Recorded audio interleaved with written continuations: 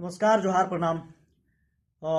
मैं कमलेश चौधरी और कमलेश अकेला गढ़वा झारखंड से। आपको पता होगा कि 11वीं से 13वीं जेपीएससी जो था उसमें मैंने भी एग्ज़ाम दिया है। हालांकि मेरा पीटी में रिजल्ट नहीं दिखाया, कोई बात नहीं, लेकिन जिन छात्रों का उज्जवल भविष्य होना था, जिन छात्रों का किस्मत बनना था, उनका भी अब किस्मत बिगड़ गया है। आपने देखा होगा कि पिछले दिनों छात्र नेता सत्यनारायण शुक्ला जी पलामू से भूख हड़ताल पर बैठे हुए थे और भूख हड़ताल तोड़ने के लिए माननीय विधायक जयराम महतो जी और छात्र नेता देवेंद्र नाथ महतो जी गए हुए थे। वही छात्र नेता जो पिछले 2021 से यानी कि 7वीं से 10वीं जेपीएससी से आंदोलन करते आ रहे थे, जो झारखंड स्टेट स्टूडेंट यूनियन के लीडर हैं, केंद्रीय अध्यक्ष हैं और जेएलकेएम के केंद्रीय उपाध्यक्ष हैं। उन्होंने पहले ही कहा था कि जेपीएससी स्वच्छ और साफ पारदर्शी रूप से रिजल्ट जारी करे, लेकिन जेपीएससी ने बिल्कुल गलत किया है।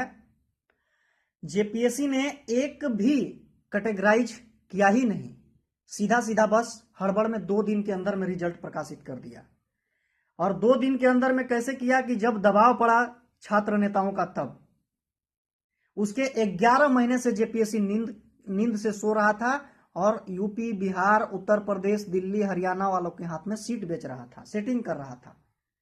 और जैसे ही दबाव पड़ा, प्रेशराइज हुआ इधर से, वैसे ही रिजल्ट जारी करता है। लेकिन रिजल्ट जारी करता है तो कैसे करता है? ना तो एससी का कैटेगरी उसमें कट ऑफ मार्क्स दिख रहा है, ना एसटी का कट ऑफ मार्क्स दिख रहा है, ना ओबीसी का दिख रहा है, ना माइनॉरिटी का दिख रहा है। SC, ST, OBC, minority, EWS, किसी का कट ऑफ दिख ही नहीं रहा है। बस सॉलिड रिजल्ट जारी कर दिया गया। अब बताइए, ये तो घोटाला है। एससी, एसटी, ओबीसी, माइनॉरिटी का कहाँ गया?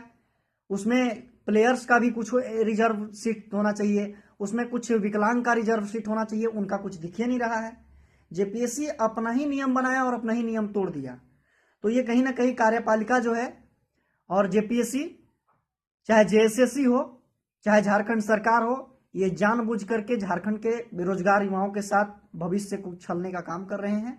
और मेरा मानना है कि इस पर महामहिम राज्यपाल को अवगत कराना चाहूँगा कि ये वीडियो जहाँ तक पहुँचे महामहिम राज्यपाल को भेजिए और अविलंब इस पर संज्ञान लेना चाहिए। और जेपीएससी में जितने भी भ्रष्ट अधिकारी बैठे हुए हैं, इनको अविलंब बर्खास्त करना चाहिए।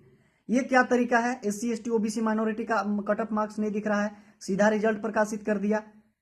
ये क्या तरीका है? इसका मतलब सेटिंग हो रहा था, उतना दिन से सीट बेचा रहा था। 11 महीने से रिजल्ट देने में इतना महीना लगता है, 2 से 3 महीना लगता है हार्डली, लेकिन जेपीएससी तो सीट बेच रहा था यहाँ पर।